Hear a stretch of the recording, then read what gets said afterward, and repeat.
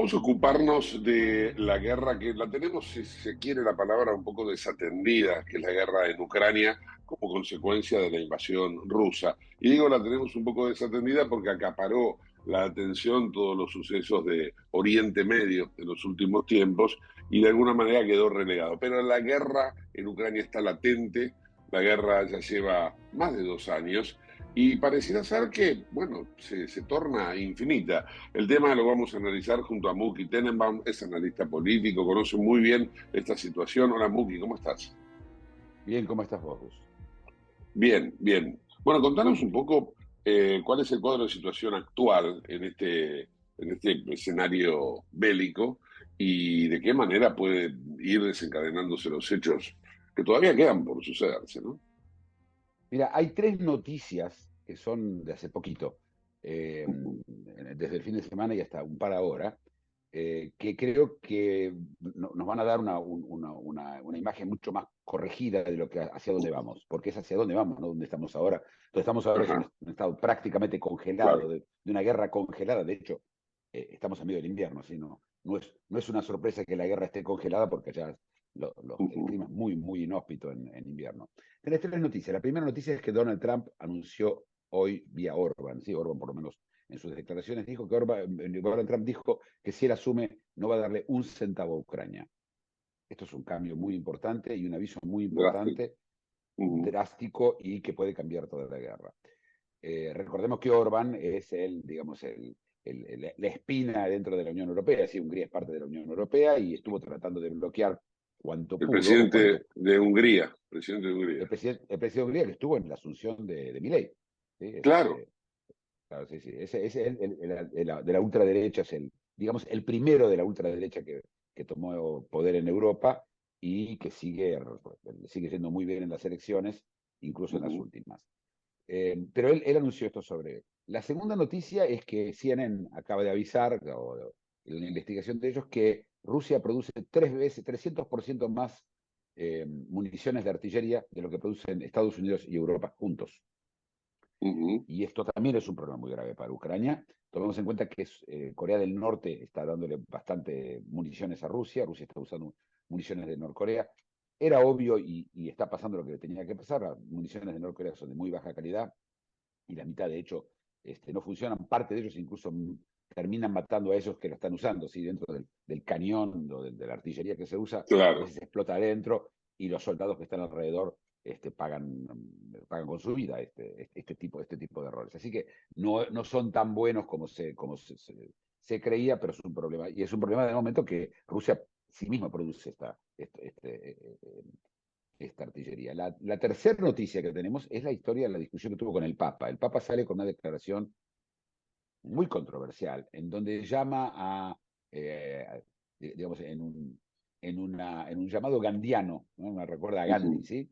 Este, la valentía de levantar la bandera blanca, ¿sí? La valentía de rendirse, así lo llamó el Papa, y eso terminó con una respuesta durísima de Zelensky y del ministro de Relaciones Exteriores, recordándole el papel que tuvo el Vaticano bajo Pío XII durante la Segunda Guerra Mundial y el Holocausto. ¿Sí? Es decir, Pío XII fue tan responsable del Holocausto probablemente como los nazis, porque él pudiendo Ujú. haber dejado dando la orden a los católicos no luchar o no hacerle daños a los judíos, con eso se hubiera terminado, yo te diría, incluso la Segunda Guerra Mundial. Él se negó, cooperó con los nazis, y utilizó ese mismo cosa que le pidieron que no lo hizo con los nazis, lo hizo con los comunistas en 1948. Es decir, Pío XII, personaje nefasto, y Zelensky aprovechó para recordárselo.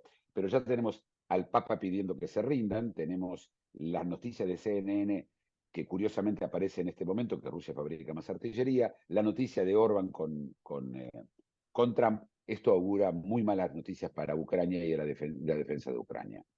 Eh, De allí la única, ese apuro que tiene Zelensky, que cada vez está más evidente de que lo ayuden, que le envíen armamento y el dinero, ¿no? bueno, sí, y tomemos en cuenta que en la misma Europa hay distintas posiciones, pero la Unión Europea va a tener que suplantar la ayuda americana y sería para los europeos que no quieren ni pagar el 2% que les pidió Trump de aporte a la OTAN, te imaginaban, no va a ser 2, va a ser 4, va a ser 6% de sus presupuestos, que se lo van a tener que cortar algo, por supuesto, a las jubilaciones, por ejemplo, o a la ayuda social, para poder salvar a Ucrania. Lo que pasa es que Europa entiende, y así lo ve Europa, que si Ucrania cae o si Ucrania queda derrotada en esta guerra, a ellos les toca después. Y esta es la sensación que hay en Europa, y bueno, se va nivelando entre no quiero perder mis vacaciones y los rusos vienen, ¿no? Claro, claro. Ahora, qué curioso que esto, yo entiendo las obligaciones, si se quiere, hasta ideológicas de Trump con Putin, ¿no? Pero que no vea esta situación como una amenaza el propio Estados Unidos de Trump, ¿no? Bueno, yo creo que recordemos que Trump, todo lo que hizo Biden, Trump va a decir que no, en este momento va a ser así y los niveles él se diferencia, cuanto más puede diferenciarse de Biden y lo hará, lo va a hacer en cada una de las áreas que va a poder. Yo creo que llegado el momento, no sé si las cosas serían tan como dice, no, ni un centavo más, pero está claro que Estados Unidos deja de ser el sponsor oficial, en el fútbol, ¿sí? Claro, El sponsor sí. oficial de Ucrania y Europa va a tener que tomar cargo. Francia incluso amenazó con mandar tropas de la OTAN en su momento, hace 2 semanas, mandar tropas de la OTAN para defender a Ucrania, cosa que se agarraron de la cabeza los alemanes y los ingleses, porque enseguida salió Putin a decir que, por supuesto, va a utilizar armamento atómico contra las ciudades de los países de la OTAN que se metan. Es decir, avisó que Claro, vamos a hacer porque Francia una forma preversión parte total. de la OTAN. Entonces, Así es, si Francia interviene en la guerra, interviene la OTAN y ahí se arma así es, así una es. más grande, mucho más grande, ¿no? Sí. Te recuerdo que Eh, la OTAN, como el segundo ejército más grande, es el turco. Y Turquía está muy lejos de involucrarse en esa guerra, muy lejos de involucrarse. Yo te diría, Turquía jugó y vive parte de este conflicto, parte de la economía turca, que estaba en muy mala situación, se mantiene gracias a los negocios que hacen con Rusia. Entonces, Turquía seguro que no se va a meter. Estamos hablando de una situación de Zelensky muy difícil, muy difícil, y creo que una Europa miope, porque creo que es miope lo que hacen, no está respondiendo como tiene que responder. sí, qué increíble. Ya que mencionaste, aprovecho la oportunidad, ¿no? Del recambio posible, ¿no? El posible recambio presidencial en Estados Unidos. ¿Qué otras cosas de la geopolítica vos interpretás que podrían llegar a verse alteradas, así como tan radicalmente se va a alterar esta situación en Ucrania? Por ejemplo, te planteo Oriente Medio. Trump, ¿de qué manera pensás que va a continuar, si él termina siendo elegido presidente, la situación, o sea, la presencia de Estados Unidos allí? ¿Va a seguir siendo Israel el principal aliado de Estados Unidos en Oriente Medio? Una vez más, si tenemos que tomar el pasado, sí. Indudablemente él considera a Israel un gran aliado, Ujú. está desde el punto de vista personal bastante involucrado, pero estamos viendo un Trump enojado, un Trump que viene a vengarse. ¿Sí? Por eso me cuesta ver si las Mm, emociones son lo que van a manejar a Trump, me cuesta mucho pensar cómo va a sentir él. Vos cuando pensás en el futuro, en una acción personal en el futuro, pensás en dos cosas, ¿sí? ¿Qué va a pasar y cómo yo me voy a sentir con eso que va a pasar? Y en la primera parte tenés anclas de realidad con las cuales vos podés probar, pero ¿cómo me voy a sentir? No sé. Imagínate cómo se va a sentir Trump. Estamos ahora haciendo una especulación, cómo se va a sentir Trump, y un Trump que viene con bronca, que viene rencoroso. ¿Sí? Un presidente rencoroso es algo que no vivimos y que puede pasar cualquier cosa. Pero igual todo esto ocurre a la sombra del gran conflicto que hay en el mundo. Hay un solo conflicto en el mundo y es China-Estados Unidos. Todo lo demás son conflictos menores, hijos de este gran conflicto, que es el que decide todo. Y es el conflicto de China-Estados Unidos sobre la inteligencia artificial, que es lo que va a decidir las próximas guerras. El país que tenga la inteligencia artificial para poder coordinar 10.000 drones, un enjambre de 10.000 drones atacando una flota, es el cambio es tan brutal que estamos hablando de un cambio después que por supuesto sus olas van a llegar a absolutamente todas las partes del mundo. Y es ahí donde está el conflicto, es ahí donde yo creo que está el conflicto. El gran conflicto geopolítico, siempre hay uno solo, ¿sí? El gran conflicto hoy no es Rusia, Estados Unidos, es China, Estados Unidos, y el meollo es la inteligencia artificial. Así que todas estas guerras van a ir cambiando, van a ir mutando ahora, rápidamente, con la introducción de la inteligencia artificial o con la falta de la introducción de la inteligencia artificial. Rusia no la tiene y Occidente sí. ¿La compartirá con Ucrania? Una gran pregunta.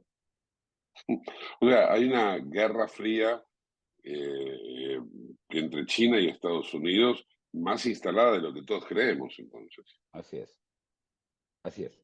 Hay una guerra fría y la guerra fría no es una guerra militar, es una guerra tecnológica. Es decir, el core, el corazón de esto es tecnológico y básicamente está basado en 3 compañías en el mundo y sus subsidiarias es ASML, TSMC y Nvidia. Y voy a explicar cada una. Nvidia es la compañía que hace las placas para las computadoras de inteligencia artificial. Sin estas placas no hay inteligencia artificial.